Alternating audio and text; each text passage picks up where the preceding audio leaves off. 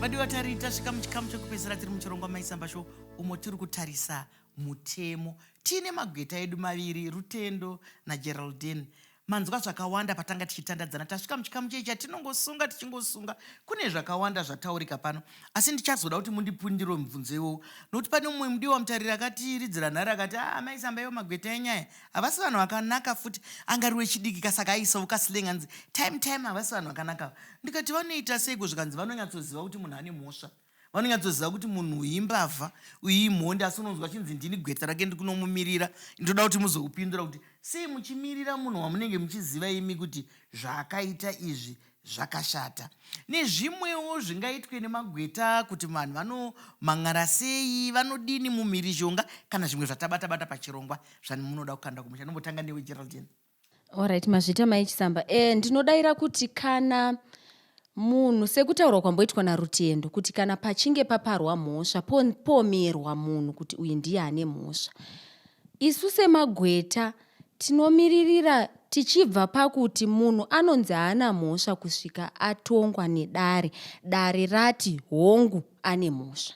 Saka isusu ndo patinoitorerawo. Kana dziri nyaya dziya dzekuti pane mhosva yaparwa inganzi criminal offense kana kuti dziya dzinozoenda kumapurisa, gweta remunhu aparirwa mhosva ndiye anenge achinzi muchuchisi. Saka tinozonzwa kazhinji vamwe vachiti iye munhu akapara mhosva ane gweta, ina handina. Gweta remunhu aparirwa mhosva kana dziri mhosva dziye dzinoenda kumapurisa dzinonzi macriminal offense ndiye anenge ari muchuchisi. Saka hapana anenge asina gweta. Mwese muri tu munenge muine magweta. Ndizvo zvadiwa tarimwe kudzidza hakuperi. Tiri kuramba tichingonzwa zvakawanda. Manzwa vati isusu tinoenda newe kunomira newe kudzamara wanzi une mhosva nekuti hatina zvekuti tinofanira kutonga tega. Asi kaRutendo mumwe munhu anenge atienda ega kumapurisa kuti ndauraya munhu ndaba iyeyo munongomira naye chete. Alright, ipapo Mai Chisamba kana munhu achinge aenda ega handiti dzimwe dzenguva inyaya yekuti pane zvinototariswawo zvimwezvo pamutemo. Mhosva yacho yaparwa here, umbowo hwacho uripo here, nekuti gweta rinowanzo kunge raakuzotsvagwa munhu paari kutaura kuti ndiri kupomerwa mhosva asi handina chandakaita. Kana kuti pange pachinzi mhosva yawanzi wanyaisa kupara, pamwe ndeyekuponda munhu kusvikira afa, voti unofanira une kodzero yekuva una gweta.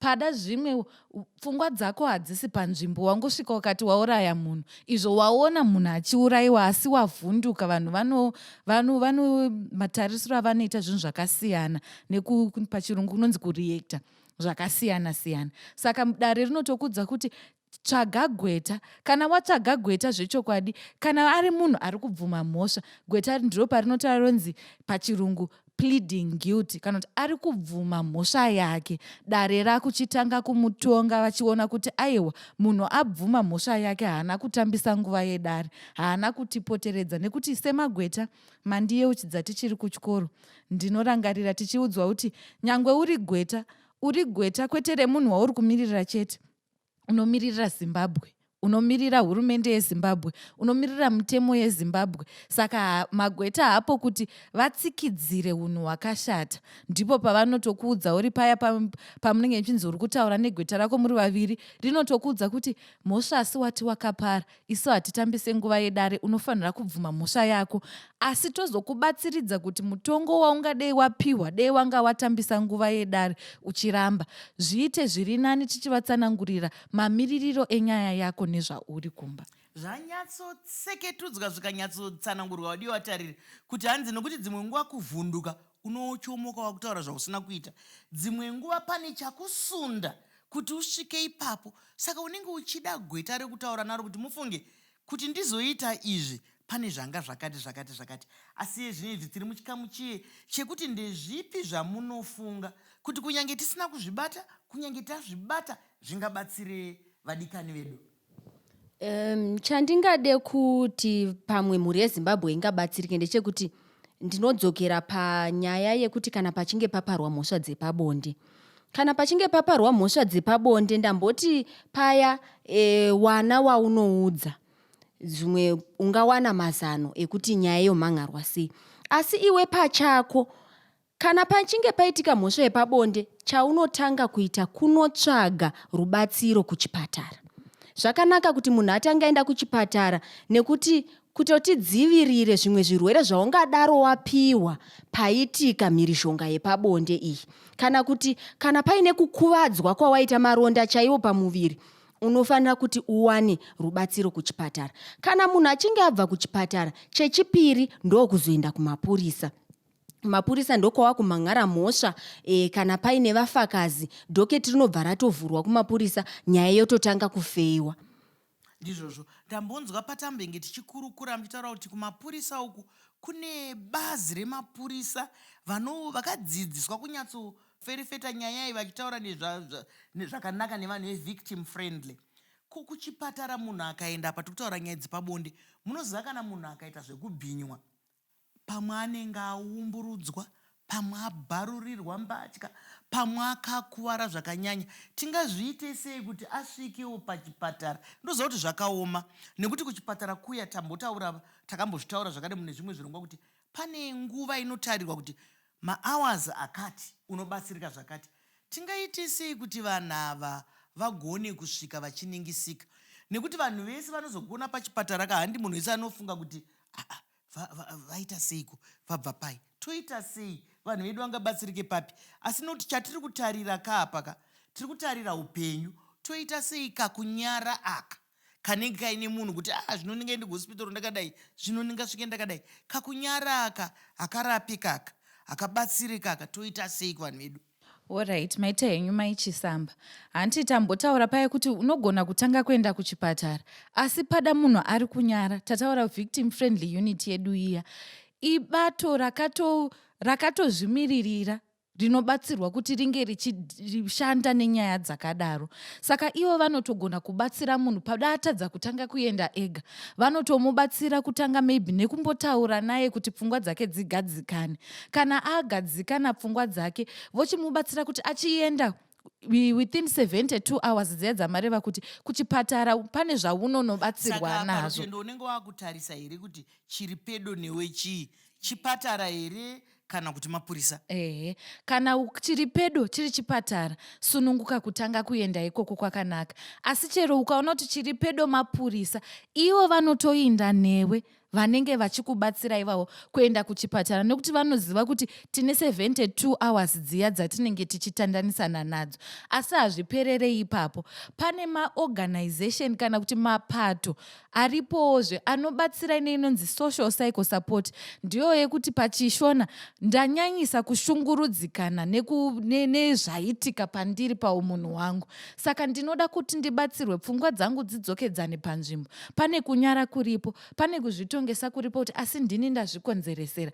Mabato iwayo aripo anobatsira. Vanopa necounseling, vapedza vanopa kubatsira nemishonga inenge ichidiwa ipapo. Kana vapedza makuchikwanisa kuyo kune maorganization vanoshanda pamwe chete nemapurisa nevaya vafakazi vatambotaura vaya vanenge vari kukoti, tichiona kuti nyaya yafamba zvakanaka, yasvika painofanira kusvika pamutemo sekutaurwa kwazvakaitwa. Ndizvozvo mashoko makukutu etsanangudzo nechenjedzo vadiwatariri. Upenyu hunokosha, upenyu hunoraramiwa kamwe chete. Saka munhu kunyange ukawasangana nedambudziko, usatanga wapfungwa pfungwa dzekunyara. Panapa tiri kuti pfungwa dzekurapwa, pfungwa dzekubatsirwa ngadziende pamberi pane pfungwa dzekunyara. Kunyange ukaenda kuchipatara uine hembe yakabharuka, hapana anombokuseka. Kunyange vanokudubuka mudzimota vayemo ano hembe inobharuka wani muaccident imomo, asi haunganyari kuenda. Saka isusu tiri kuti batsirikanai. Saka kuti vanhu vazivewo mutemo kuti regai ndizviverengere, regai ndinzwe, imi munoita sei kuti vanhu vange vaine ruzivo? Nekuti apa tataura pachirongwa, chirongwa chikapfuura pano mwangaite chidaka-daka kuti asi ndingangodawo kuziva mutemo. Tinoita anonzi mahelp desk. Kuhelp desk uku kunenge kuine gweta kumamagistrates court kana kuti matare epasi rinenge ririko, rinenge richibatsira pachena. Tinoshanda zvekare nemamwe maorganization akawanda-wanda, tinoita tichichinjana kuti vamwe vakaendawo nhasi, asi panenge patori negweta rinobatsira pachena. Muno muHarare tinenge tiri paHarare Civil Court, muvhuro wega wega. Saka muhelpdesk imomo ndopaunowana mazano, ndopaunowana kubatsirika kunyange nemamwe mapepa anoda kufiliwa pamutemo. Ndizvozvo nokuti vanhu vedu kazhinji pamwe kunyora uku ndokunotitadzisa. Tiri kutadza kuita zvinhu zvakawanda. Shoko rimwe chete rimwe raungadendoziva kuti chiringaziva chedu chakukwikwidzana netsi zvakanyanya, shoko rimwe chete raungadowo kukanda kumusha mukupera nderekuti chii? Rutendo. Alright, tinokutendai Mai Chisamba. Tiri kuda kungoramba tichikurudzira nyika yedu yeZimbabwe nevanhu varimo kuti ngativewo nekuremekedzana, nekuramba takachengetedzana. Ngatisave tirivo tekuti kana ari mwana musikana wechidiki auya kwatiri kutanga atiudza dambudziko rake, pangave vari mai kavangave vari sisi, asi pane mhosva yaitwa paumunhu hwake, ngatisavanyararidzei tovavhara muromo, nekuti zviri kuitisa kuti mhosva dzirambe dzichingowedzera. Kubuda kwazvo pane nyaya dzakaita sekupondana kwaakuzobuda mukati menharaunda yedu. Tinotenda zvikuru vadikani, tinovimba kuti nemi madzidza zvakawanda, makasununga kutiridzira kana kutinyorera kana paine zvimwe zvamungade kuti zvizotseketedzwa. Asi regai nditore mukana uno wekutenda magweta edu atanga tiinawo vatsanangudza mutemo zvakanaka. Ndinokutenda Geraldine, ndinokutenda Rutendo, noti munongoziva kuti kana toita zvinoendeka zvikuru sei tiri muMai Chisamba Show tichikurukura pamutemo, chiringazuva chii chinokwikwidzana nesu zvakanyanya. Tine urombo, chiringazuva chabva chatsvuka chikakwata. Zvakadii kusangana zvakare. Svondo rinouya pane imwe nhapi tapi. Ndini wenyu Dr.